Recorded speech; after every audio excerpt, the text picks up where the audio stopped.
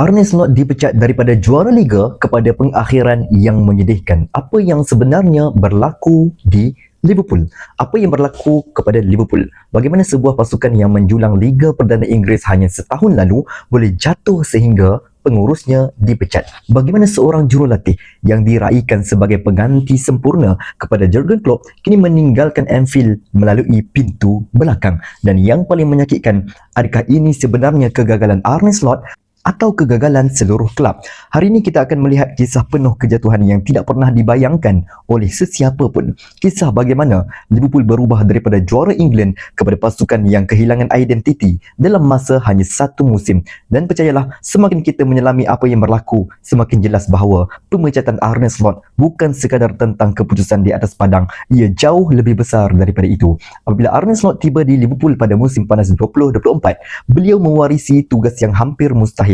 Beliau bukan menggantikan pengurus biasa, beliau menggantikan Jurgen Klopp, seorang legenda, seorang ikon, seorang lelaki yang membina semula Liverpool daripada pasukan yang bergelut menjadi kuasa besar Eropah.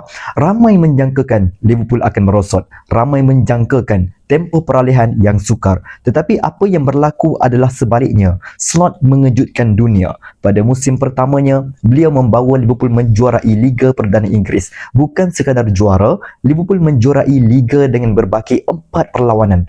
Pasukan bermain kemas, teratur, berdisiplin. Mohamed Salah menjaringkan 29 gol. Liverpool kelihatan seperti pasukan yang berjaya melalui proses peralihan dengan sempurna. Ketika itu ramai yang percaya Liverpool telah menemui Klopp versi baharu.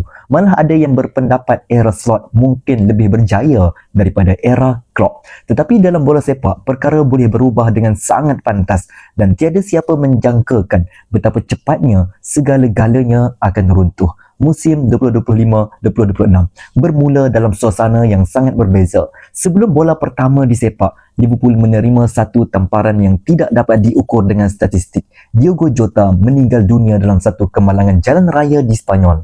Bagi penyokong Liverpool, ia satu tragedi. Bagi pemain Liverpool, ia jauh mendalam. Mereka kehilangan rakan sepasukan, mereka kehilangan sahabat, mereka kehilangan seorang insan yang berkongsi bilik persalinan bersama mereka setiap hari.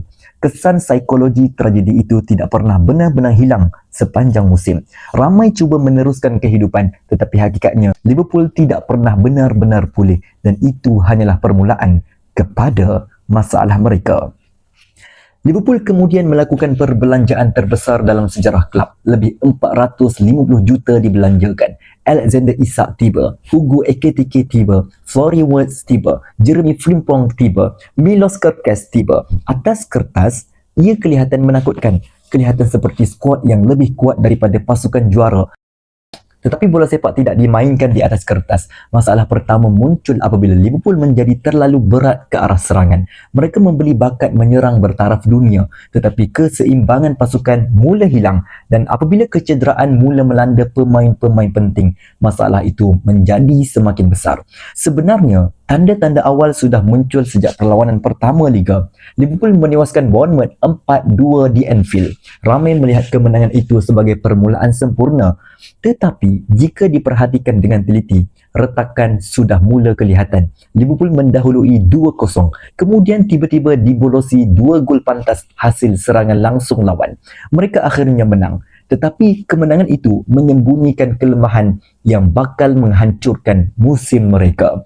Liverpool semakin mudah dibolosi. Liverpool semakin mudah dipukul melalui serangan pantas. Liverpool semakin mudah kehilangan kawalan permainan.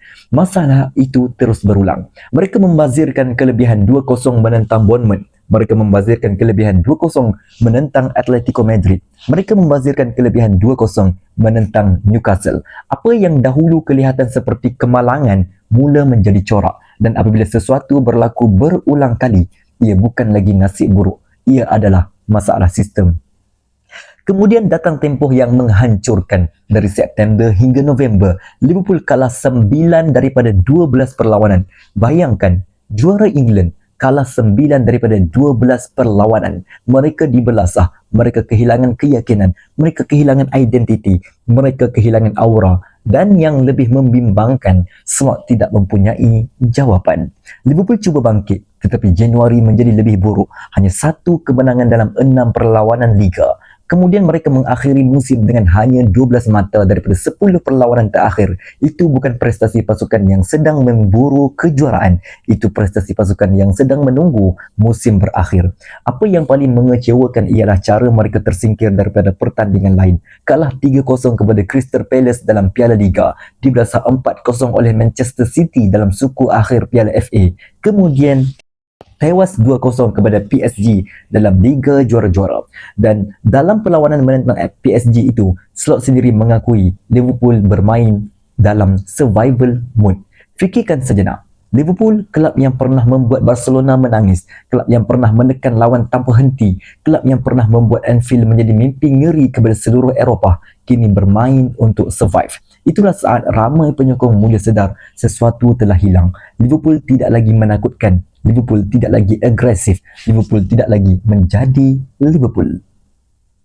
Statistik musim ini sangat kejam. Liverpool kehilangan 24 mata berbanding musim mereka juara musim lepas. Kemerosotan terbesar oleh mana-mana juara. Mereka melepaskan 55 gol. Rekod pertahanan terburuk sejak tahun 1990-an. Mereka hanya menjaringkan 63 gol. 23 gol kurang daripada musim sebelumnya. Jumlah terendah sejak musim pertama Klopp. Mereka kalah 12 perlawanan Liga. 3 kali ganda lebih banyak daripada musim sebelumnya. Semua angka ini menceritakan satu perkara. Kemerosotan besar-besaran. Dan kemudian kita sampai kepada nama yang paling besar. Mohamed Salah. Musim juara 29 gol. Musim berikutnya iaitu musim ini hanya 7 gol. 7.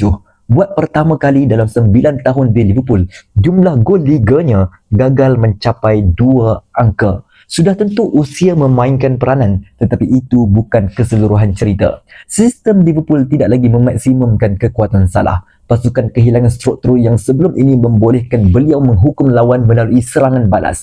Apa yang berlaku kepada Salah sebenarnya menggambarkan apa yang berlaku kepada keseluruhan Liverpool. Mereka kehilangan identiti. Kemudian muncul satu lagi masalah besar. Pertahanan. Liverpool tidak tahu bagaimana hendak mempertahankan kotak penalti mereka sendiri. Lawan melakukan 612 hantaran silang sepanjang musim. 144 berjaya menemui sasaran. Kedua-duanya merupakan angka tertinggi yang pernah dihadapi Liverpool dalam 7 musim terakhir. Mereka gagal mempertahankan tiang jauh, gagal mempertahankan bola kedua, gagal mempertahankan situasi bola mati, dan yang paling mengejutkan, masalah yang sama berlaku berulang kali sepanjang musim. Slot sendiri akhirnya mengakui perkara itu. Selepas satu kekalahan kepada Brentford, beliau berkata, "Kami masih belum menemui jawapannya." Ayat itu mungkin menjadi kesan besar kepada era beliau kerana sepanjang musim Liverpool benar-benar tidak menemui jawapan. Tidak kepada bola panjang, tidak kepada serangan balas, tidak kepada set piece, tidak kepada tekanan mental, tidak kepada kehilangan keyakinan. Dan apabila pasukan mula kehilangan keyakinan, perkara lain mula berlaku. Hubungan dengan penyokong mula renggang, kemarahan mula meningkat, bunyi ejekan mula kedengaran di Anfield, sesuatu yang sangat jarang berlaku. Bahkan pihak pengurusan Liverpool yang selama ini mempertahankan Slot mula sedar realiti. Mereka tidak lagi boleh mengabaikan apa yang berlaku di depan mata. Lebih membimbangkan lagi ialah situasi dalam bilik persalinan. Laporan menunjukkan hubungan Slot dengan sebahagian pemain semakin tegang. Kenyataan Mohamed Salah menjelang penghujung musim menimbulkan pelbagai persoalan. Beberapa rakan sepasukan turut menyukai kenyataan tersebut di media sosial. Isyarat yang kecil, tetapi dalam bola sepak, isyarat kecil sering membawa makna besar. Mungkin masalah sebenar bukan sekadar taktikal, mungkin Slot telah kehilangan dressing room. Dan apabila seorang jurulatih kehilangan dressing room, pengakhiran biasanya tidak lagi jauh. Namun, saya juga merasakan ada sesuatu yang perlu disebut dengan jujur. Arne Slot bukan satu-satunya pihak yang bertanggungjawab. Beliau tidak membina skuad seorang diri. Beliau tidak menentukan semua pembelian. Beliau tidak menyebabkan kecederaan. Beliau tidak menyebabkan tragedi yang menimpa Diogo Jota. Beliau juga tidak boleh dipersalahkan sepenuhnya atas kemerosotan prestasi pemain-pemain utama. Tetapi sebagai ketua jurulatih, beliau akhirnya menjadi wajah kepada kegagalan itu. Dan dalam bola sepak moden, wajah kegagalan selalunya akan menjadi orang pertama yang pergi. Pada akhirnya, Liverpool menamatkan musim di tangga kelima dengan hanya 60 mata. Mereka gagal mempertahankan kejuaraan. Mereka gagal memenuhi jangkaan. Mereka gagal menunjukkan arah yang jelas untuk masa depan. Dan itulah sebab sebenar Arne Slot dipecat. Bukan kerana satu keputusan, bukan kerana satu kekalahan, bukan kerana satu musim buruk, tetapi kerana pihak pengurusan tidak lagi percaya beliau mempunyai jawapan untuk membawa Liverpool kembali ke puncak. Kini nama Andoni Iraola muncul sebagai calon utama. Jurulatih yang terkenal dengan pressing agresif, intensiti tinggi, tenaga tanpa henti, pendekatan yang lebih hampir kepada DNA Liverpool era Klopp. Tetapi persoalan sebenar bukan siapa yang akan datang. Persoalan sebenar ialah sama ada skuad Liverpool hari ini masih mampu bermain bola sepak seperti itu ataupun tidak.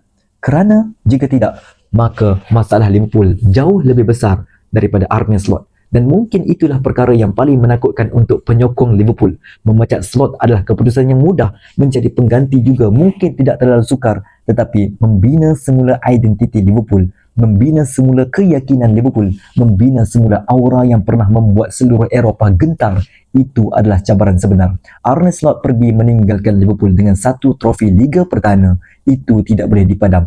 Tiada siapa boleh mengambilnya daripadanya. Tetapi beliau juga meninggalkan satu persoalan yang akan menghantui seluruh musim panas ini. Adakah masalah Liverpool sebenarnya bermula dan berakhir dengan Arne Slot, atau adakah pemergiannya hanya menutup luka yang jauh lebih dalam? Kerana jika masalah sebenar berada di tempat lain, maka siapa sahaja yang duduk di kerusi panas Anfield selepas ini mungkin akan menghadapi nasib yang sama. Dan itulah persoalan yang kini perlu dijawab oleh Liverpool Football Club. Apa pendapat anda tentang pemecatan Arne Slot ni? Sila komen di bawah. Kita jumpa dalam video yang seterusnya. You will never walk alone.